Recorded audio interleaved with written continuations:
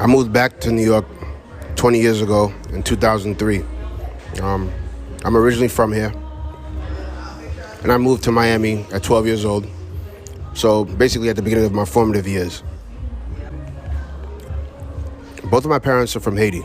My father's from Port-au-Prince, he's from the capital, he's from the big city.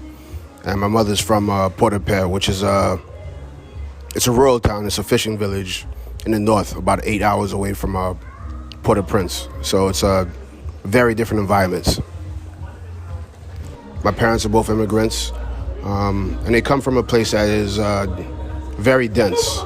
And also just it's a very hectic city, right? So when they came to this country, they came here with a specific work ethic, right?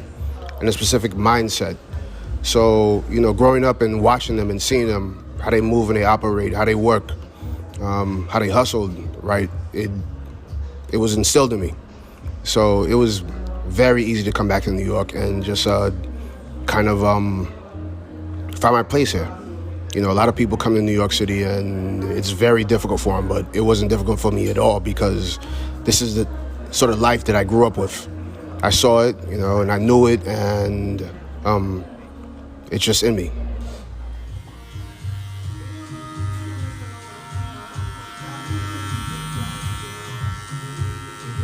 Well, professionally, I'm a barber. In school, in college, I studied art, but you know, this is what I was most inclined to do. This is what I was most comfortable doing. This is what I, you know, basically what I just excelled at. So I stuck with it. New York is it's changed in many ways for the good because we have access to a variety of a host of different things. But I can say that New York has changed in the way that it has become very sterile. It's not like the New York City I knew as a child, or even when I got back here in my mid-20s. I mean, I could say that,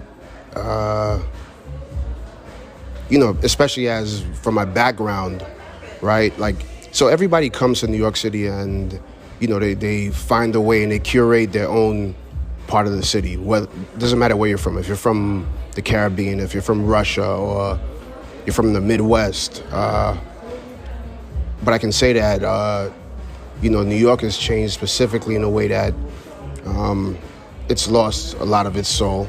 It's lost a lot of its character. And I know that I'm sounding like a dinosaur and an old disgruntled like New Yorker, but I can say that, you know, if it was up to me, that, you know, I would hope and I wish that New York could like get back to its old vibes. You know, you've been living here for quite some time. You've lived somewhere else and you've come back and then you've been here for quite some time. What do you feels most important now that you've lived here all these years? The most important would be is that I think that people try to be, especially the people who are coming here now, not before in the past decades or, you know, throughout the past century, is mainly like to try to have a mindset that's more cultured, more diverse. Because, you know, New York is a city that's it's a very special place. It's supposed to like stand out, right? It always has.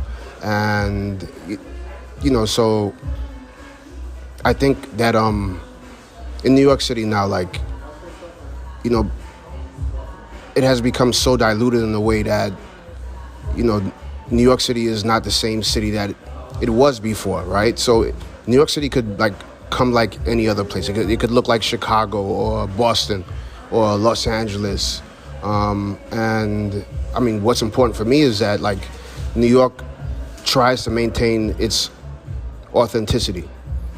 That's very important because there was always one New York City, but it looks like, you know, New York City could be any other city in America.